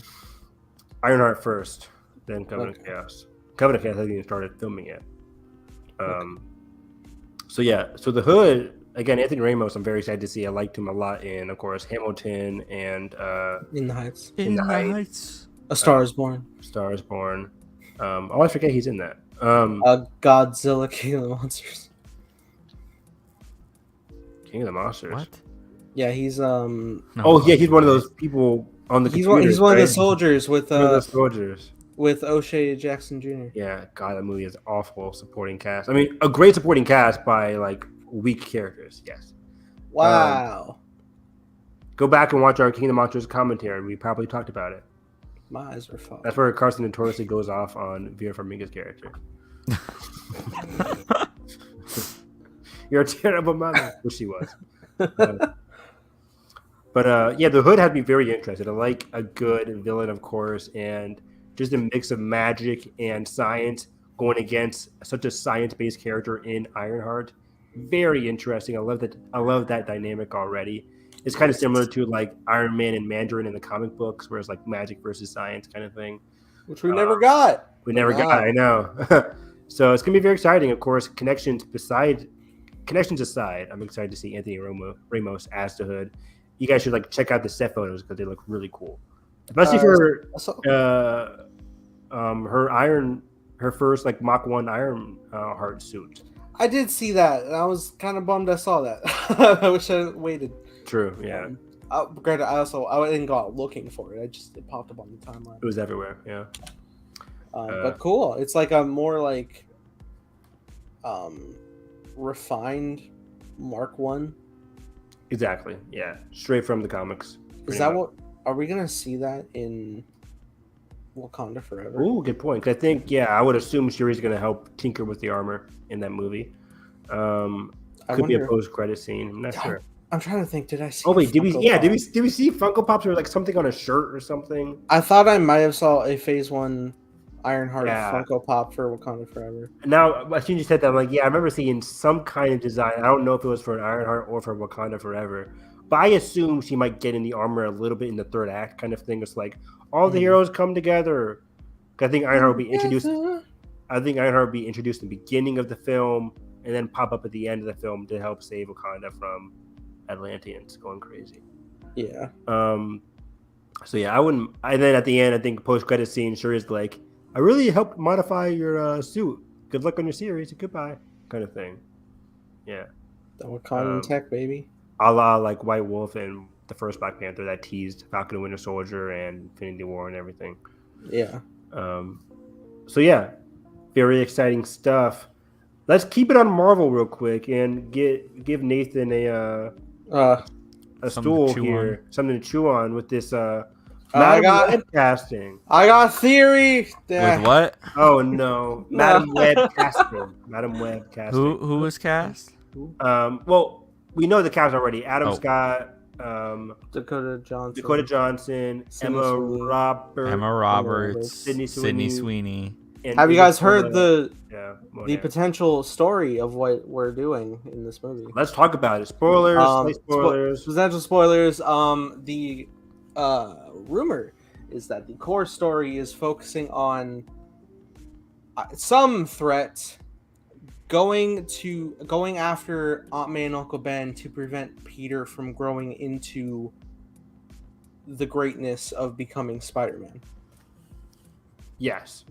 Which, of course, is very funny because, like, why don't you just kill the parents? But I think... Yeah, so it's rumored Emma Roberts is Aunt May and Adam Scott is Uncle Ben. Yeah, Emma Roberts, Aunt May, Adam Scott, Ben. Adam Scott, of course, from Parks and Rec, Severance, that kind of stuff. Emma Roberts from Scream Queen? Many things. She's great.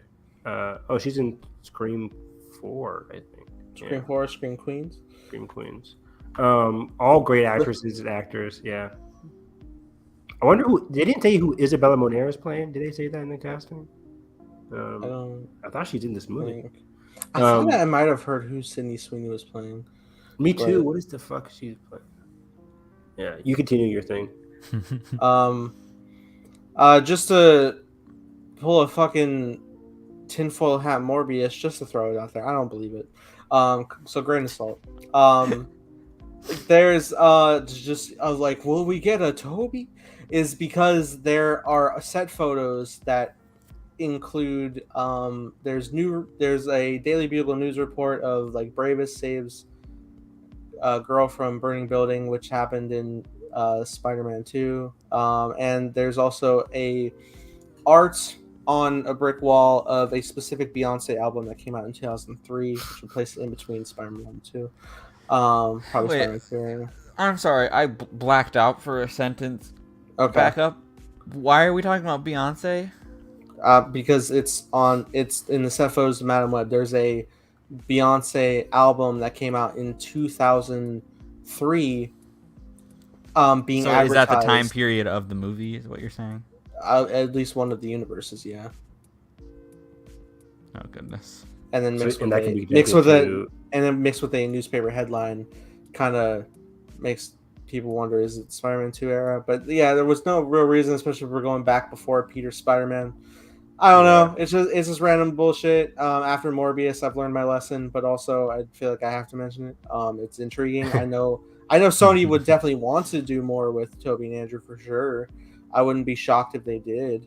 I'd be pleasantly surprised, but also, especially this soon. Yeah. Yeah, but it's also weird to be doing like a full-blown multi-universe Madam Web movie without a Spider-Man at all, let alone more. Is it though? It is though. You had Venom 2. No, yes, Morbius. like for them to do it, yes, but it's just like of all projects to like not have Spider-Man. This feels like the most like. Hey, you're gonna have What Peter are Parker, you doing? or you're gonna have You have Kid Parker. You get the Parkers, and you could have like they could have like a little kid playing Peter Parker or something. At this rate, I'm so shocked they haven't just made a Richard and Mary Parker spy movie, which is a thing in the comics. Could spin that off with Adam Scott's spy movie. That'd be fun. Well, it was Uncle Ben, I guess, but Uncle Ben, my bad. Yeah, Uncle Ben's very humble grandpa, though. I wouldn't really say.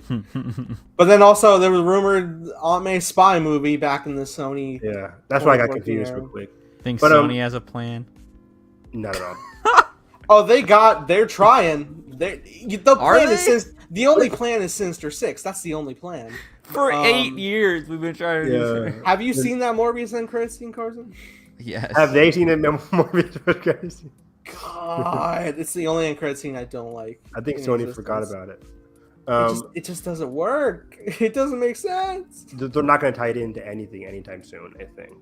Their next big thing is going to be Madam Web, and then they have Spider-Man 4 coming out in a few years. They're going to ignore that thing. It's so fucking funny that like everything they're trying to do is like there are logical ways you can do it, and then they just like they do it, but they don't do it correctly. Like here's Vulture, and he's got his wings back. And it's like, all right, cool, a different universe. No, it's the same one. No Chitauri here, but he made it from that tech. But So looking at the reports here, yeah. So Adam Scott and Emma Roberts, like Nathan said, are playing Uncle Ben and Aunt May. Probably main characters because that's who bad guys are going after. Do we know who the bad guys are? Did you mention that? I don't. We don't know yet. Remember hearing? Yeah. Okay. If they wanted to do, if this wanted to be a stepping stone, which I say too often. Spider-Verse, you think they're going to do the whole... a live action I mean, that would be profitable. They would want to. It could be potentially the villain Morlun, who's like a vampire, like eating all the spider people. That could be. Damn. They could have the vampire people searching for Aunt May and Uncle Ben, just like fodder people. And they find Morbius. Oh shit! Oh no! Gosh, don't do it. But yeah. So Dakota Johnson is playing, of course, Cassandra Webb. Who is like the older version, the person that's like the whole web of life and destiny, psychic abilities, that kind of stuff. Okay. Sydney Sweeney is playing Julia Carpenter, who is also a Madam Web in the comics, but she's more of a younger version with more like superhero psychic abilities. Maybe she'll be a successor. Exactly, that's what I'm thinking. But I think Dakota Johnson's like the better. I don't want to say better actress, but she is. But like the more of the main character. Yeah, I mean, do you think Dakota would sign on for multi superhero? I think more so than Sydney. Yeah. Okay. Sydney's young. I figured she'd be more up for it. I don't see Sydney like gearing up to be a superhero anytime soon. I can see Dakota doing that. Who wouldn't? It's the Marvel machine. She has to film Euphoria season 3 first. How much more cars than Euphoria do we got? I love Euphoria. I'll watch as many as there are. I don't know. One season left in us for Euphoria. So yeah, she's playing Julia Carpenter. Isabella Moner is playing Anya Corazon, who is Spider-Girl in the comics. Her powers are rooted in the mythological side of Spider-Man's world. Will there be... I mean, just in general, just like hearing the concept of the story, will there be a Spider-Man at all? I don't think so. I very much don't think they'll put a Spider-Man in this movie. Just random keep- kid casting for like a young Peter, maybe. Yeah, they'll pull like a Kenobi kind of thing. It's like, I'm so close to killing Peter. Uncle Ben got me. Uncle Ben says hello there, and Yeah, and then Peter's like, what? Yeah, he gets knocked out. I like Kenobi. He says, with great power, and Peter's like, all right, whatever, Ben, can I play with my Play-Doh now? So we'll see. Don't forget, guys, we have Craven coming out early next year as well. So excited. It's like January 2022. Go! Great. The anti-hero who cares about the environment. Yeah, January 13th, 2023. After seeing Bullet Train, I do understand why they like Aaron Taylor Johnson, though, because he's great in that movie. I don't get the Bad Bunny casting for El Muerto, though. I really Not at all, boy. One facial expression, the whole screen time. One facial expression, 5 minutes screen time. Spoiler alert. So yeah, wild for sure. How the fuck did they watch that? And they were just like, "Yeah, we're doing this." Oh man. Oh yeah. Do you think they're gonna like pull these different anti-heroes like Venom, Morbius, all these people into the Madam Web movie? Into the movie? No. Like, do you think it'll be used for more setup of interconnecting them together? I think the movie itself would be used for setup. I don't think we'll see any. Who knows? Of the They'll probably film a scene and Michael Keaton and be like, "Oh yeah, like."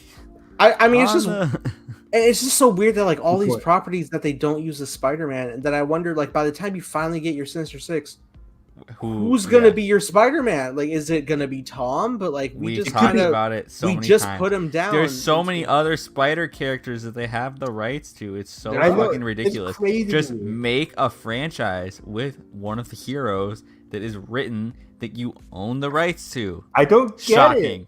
it. Shocking. Give me a Silk series or Silk a movie series. It's fucking Miguel O'Hara, Miles, anybody.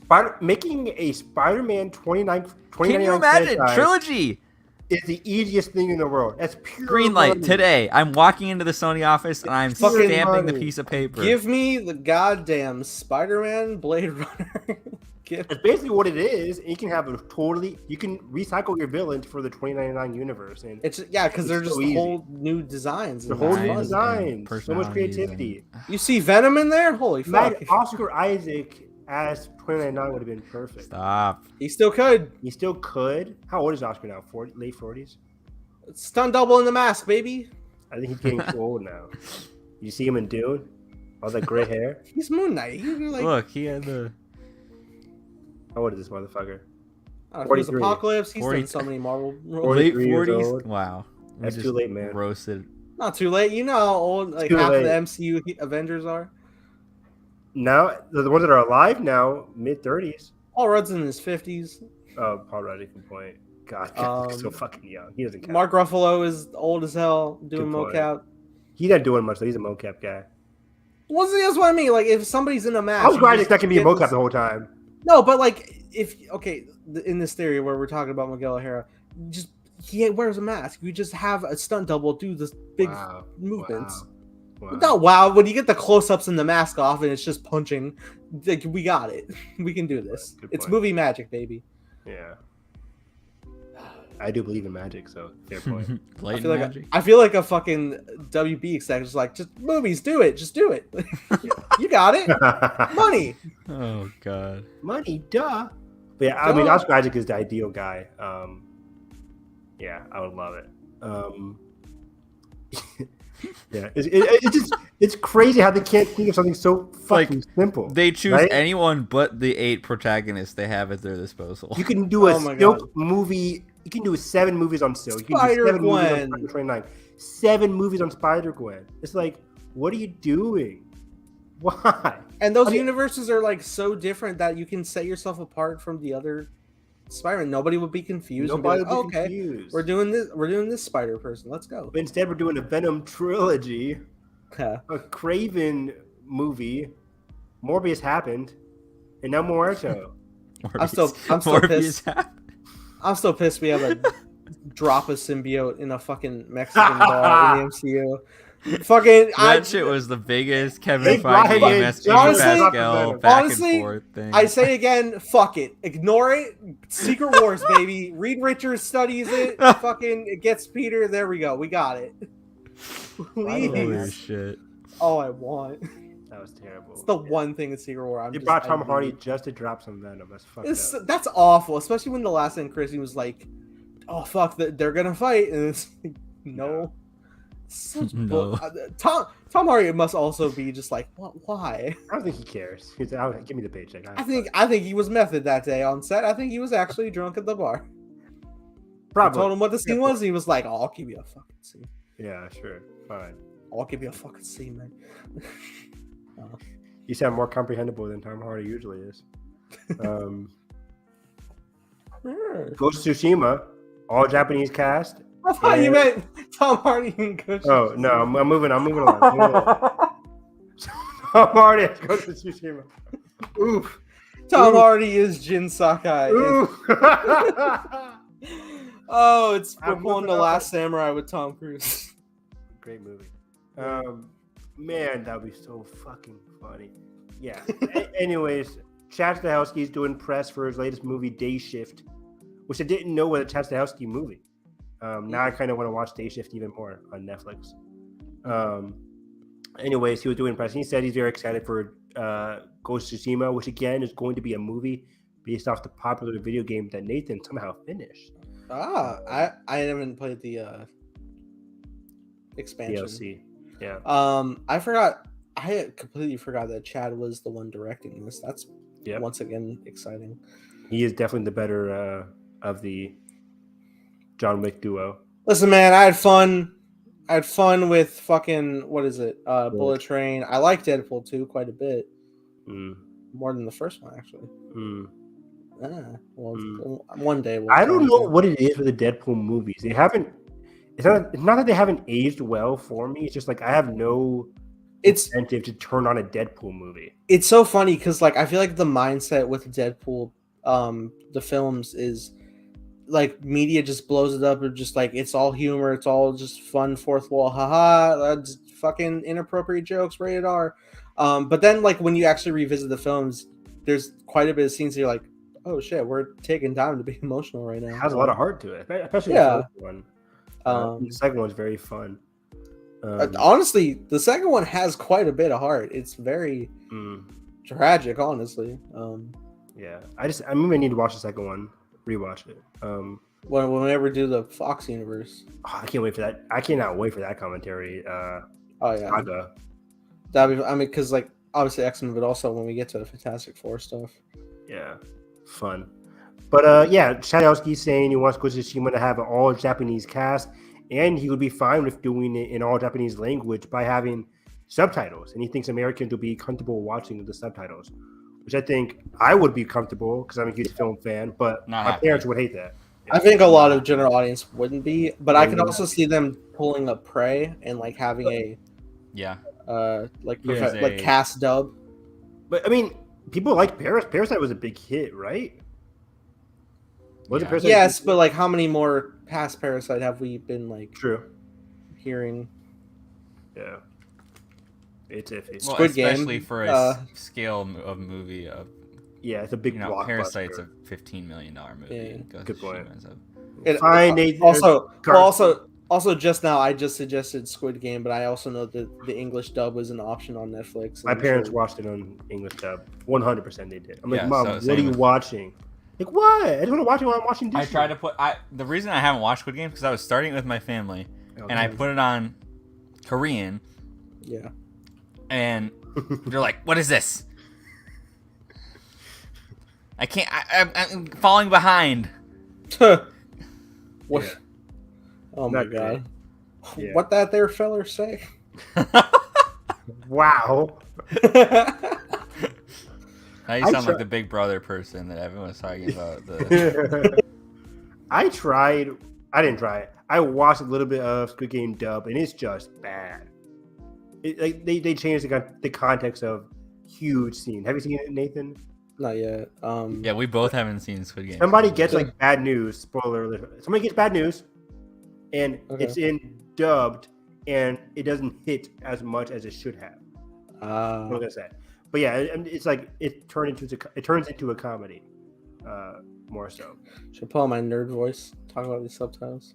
But for this last news topic, I want to save the best for last here. Tom Cruise, the Oh, GOAT, all right. TC, legend, and the other GOAT, Christopher McQuarrie, have been like the best director, producer, actor duo in a long time. And they have 3 new projects coming up besides Mission Impossible 7 and 8, Dead Reckoning Part 1 and 2. Including but not limited to.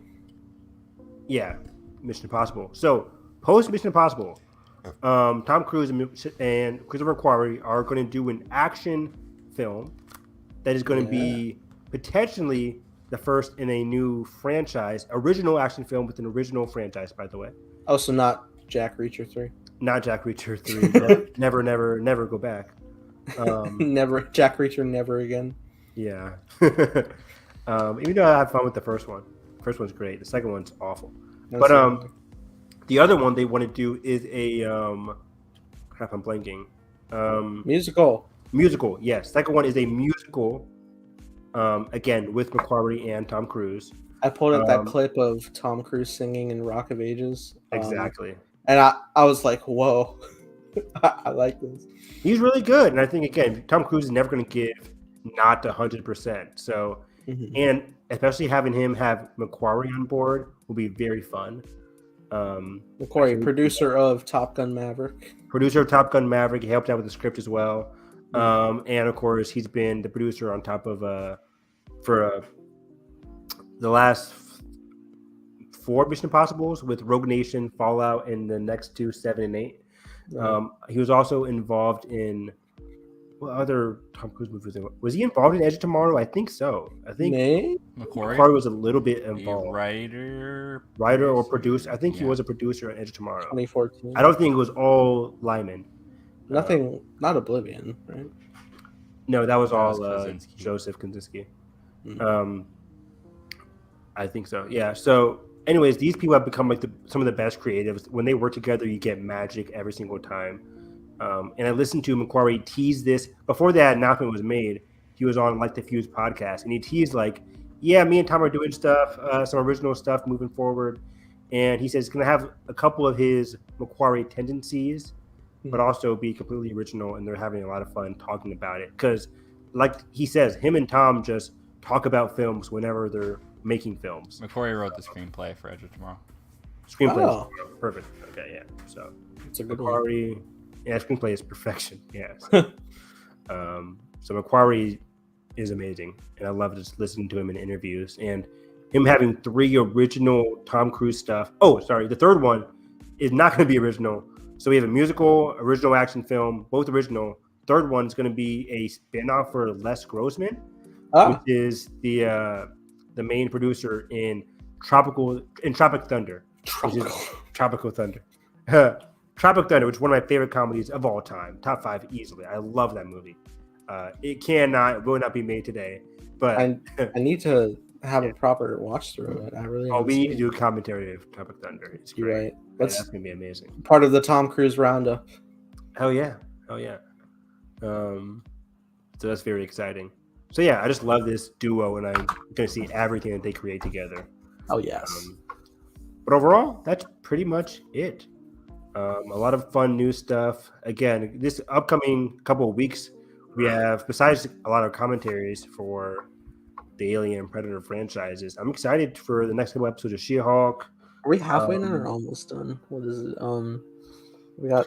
I think we have 6 movies left. Wow, that's great. Yeah, 2 AVPs. 2 AVPs, Predators. 2 Predators, and 2 Alien prequels. 2 Alien prequels. Yeah.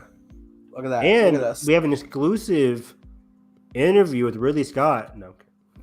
No, we couldn't get Ridley, but we got his brother Tony from the director of Top Gun original. And the director of Dawn of the Vought. What was it called in Boys? Dawn of the Tony Seven. Gilroy. Never mind. Tony Gilroy. Not Tony. Dawn of the Seven. Damn it. We got Tony Gilroy, fresh off Andor. Different Tony, yeah. But Shaloub. We were just saying, Carson, how there's tons of exciting stuff. Looking forward for my cup of tea. Oh yeah. Yeah. ADP Vibes. If you guys haven't checked out our commentary this week about Alien Resurrection, Oh, it's a doozy. it's a doozy. Ooh, as Oh, soon as we boy. saw that writing cred, we Jump scare. jump scare. We buckled up. Wasn't ready. So many Movie was fucking not actors that we knew that we weren't aware. They were were in just it. put through the Whedon misogynist ringer. Oh, it was so bad because I was like, "It's the dude from Nope," and we were like, "Oh no." Oh, no. nope. Tuco's here. Is he? Poor Tuco. Winona's here. Is she? Right. Oh wait, it's cheek. Yeah. Sigourney, even Sigourney, what was she doing? Sniffing the floor and shit. Oh, what is it? And only at the end did she snap back into like normal Ripley. Yeah, ow. What was this? Fucking intermediate. Movie is so bad. This is the last one. This was her last So appearance. bad. Man, See, she really now- went on a high note, didn't she? See now, I know I pitch this, and every time everyone's like, "No, I'm good." But like, if I show you that concept art for Neil Blomkamp's Alien 5, that retcons 3 and 4, Looks great. Just hire somebody else. I mean, was District 9 not good? Lightning in a bottle. I haven't seen. Wow, you haven't seen District 9? No, I've not. Carson, please tell me you've seen District 9. District 9. District 9? Yeah. Seen I District think the only Blomkamp I watched was Champion. We are Oh, not going to do a no. blog camp commentary. No, we're not. Cappy is so fucking weird. It's one of the worst movies of all time. Oh, come Top on. 10 for me. Oh, I wouldn't go that far. I would. I've seen. I I've don't seen worse. intentionally see bad movies. Like, there's a Catwoman, there's Chappie. And then there's, what's that one movie I hate? The Johnny Depp one with the fucking... Edward Scissorhands. No. No. It's How the one dare where you. he's playing the Native American. Oh, the Lone Oh. Ranger. One of the worst movies With Armie ever. Hammer. It is- oh, man. Now looking back at that one. Yikes. So, yeah. That movie sucked. It's bad. I'll never forget, like, my dad apologized. Ha! You gonna see it. For taking you. Because the trailers look so good. Like the train is falling off the edge of the cliff and everything looks crazy. I'm like, this looks fun. Bad. Bad. I mean, I might be like that with Exodus, Gods and Kings. Just boring. That sounds terrible. That was Ridley Scott, right? Yeah, it's Ridley Scott. So you figure like, oh fuck yeah. But no, man. That Just guy let me really- watch Prince of Egypt. That guy's really up and down. Hot, Yeah, this cold. was fun. Hot and cold. Yes and your no. Yes, no, yeah. You got it. 10 points to Carson. 10 points to Gryffindor. Started wearing points during the podcast. Can we have little point I- counters? Absolutely. That's too much work for me. We did it, Poe. We did it. Another one in the bag. 78. In the books. Did we just bypass the compressor? Yes. Come on! That's good. I love Kicking it. me out. Kick myself out. Evan, where can I find you? I'm on Twitter at HarrisEV9, where I'm going to, right after this podcast, continue to go off on that awful 2-hour episode of Big Brother 24. Like, awful. There was a big twist that they revealed the last 10 minutes of a 2-hour episode, and we don't see the split teams. We have to wait till Sunday's episode. Horrible. Come on, Julie. Not happy, Bob. That was not a great episode. But yeah, moving forward, I'm excited for She-Hulk, and I'm excited for House of the Dragon this Sunday. Hopefully, we can spend a little bit of time each T episode talking about how that show is doing. But Should Yep. I start there for Game of Thrones? yeah, you can watch it too, Nathan. Oh. I'm watching Better Call Saul right now. I need to watch that too. I'm behind on season 6. So where can they find you? In You can Kansas. find me, yeah, and watching Good Mob dog. Psycho. I finished season 1 of Mob Psycho. Really enjoying the show. Season 4, you mean? Oh, season 1, Mob Psycho, Of not, Mob Psycho, not My Hero. Yeah. not my hero. Wait, real quick. How was Yep, yep. how was the end of season 1? Oh, I love the end of season 1. Great. Yeah. Season two, the start of season 2 is so weird right now because Did you watch episode 1, season 2? yeah, So emotional that the ending. I'm like, I know. Um, And I'm like, emotional. wait, because we just like we go back to like chill slice of life, and I'm like, Yeah. oh. Okay. season 2 was very. So I'm sure it's first gonna build half. up again, but it Mhm. Yeah, the stakes were high at the end of season 1. So, Love that show. anyways, I'm really enjoying it. And what else am I doing? Is Kelly watching that with you or just you? No, I'm just me. What has she been watching? She is still watching Did she take me up Hunter on x finishing Hunter. Haikyuu? Oh, Hunter. Never mind. Hunter x Hunter, and That she's loving now, right? yeah. But she's like, she gets to the point where she doesn't want it to end, and so she's like going slower now with the binge. Yeah. But yeah, man, I'm excited for. I need to catch up on a lot of movies that I have not been in theater since like Thor, like legitimately. Oh. Nope. I need to see. I mean, Nope. Yeah, since Nope. I need to see. I want to see Bullet Train still, just for shits and giggles, and I want to see Bodies. Oh, turn to me real quick. I really liked Bodies. I really recommend people see it. It's one of my favorite movies of the year so far. Great cast. They have great chemistry. It's very character driven in terms of like their dynamics between each other. The thrills are genuinely surprising. I love a good whodunit. It's very surprising. I was always kept me guessing. I love this movie so much. I think people would love it. And it ends in classic A24 style, so I love it. Classic A24 style. Like ending. Classic ending of Hereditary. No, nobody's floating in the sky. Got him. Hey, real quick, I saw E.T.'s 40th anniversary in IMAX. Dude, those steelbooks that they're releasing for the 40th anniversary look so cool too. That does look good. How was the keys jangling in IMAX? How'd it feel? Dude, as soon as the keys started jangling, my brain went jangler, and I was like, "Fucking heaven!" Yeah. It's like, God damn, his name's Keys, played by Peter Coyote.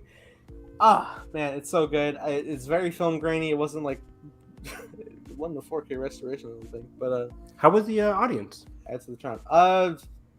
Some kids. Oh no! So they're young. Let them live. I know, but like they're making noise, and it's the opening, which is my favorite opening of all cinema, and I'm like, you didn't punt them across the theater? They're too far away. E.T. was my first movie-going experiences. I remember seeing the E.T. re-release in 2002, whenever it came out. Yeah. And then I did get to see E.T. in the smallest auditorium in 2017 in my local theater. And that was great. And then I realized I fucked up, and then my candy of choice was not Reese's Pieces that year, so I rectified that for the 40th, and I got my Reese's Pieces. Perfect. You matched. I matched. I loved it. It was just it was just such an ethereal moment. I laughed. I cried. I fucking rose to the last 15 minutes. John Williams. The opening with John Williams. The jangler. All the jangling. A lot of key sounds. Great. Love it. IMAX was perfect. God fucking damn it. It is the best film ever made. I don't care. It's the best Spielberg. It's the best Williams. On God. On E.T. Yes. And with that being said, if you guys enjoyed the podcast, make sure you hit the like button, subscribe now, right? Check out our ET commentary. That's up. Hey, how about that? Check out our other commentaries if you're looking for a not-so-friendly extraterrestrial. We have been watching the Alien Predator franchise. Good segue plug. That's right. Next week, we are tackling Alien versus Predator. Finally, the culmination of this. Only reason we're doing both is because of these flicks. So I'm especially excited to see what Carson thinks of that. It's going to be a blast and a half. So that being said, I hope you guys have a great day, and we'll catch you guys next time.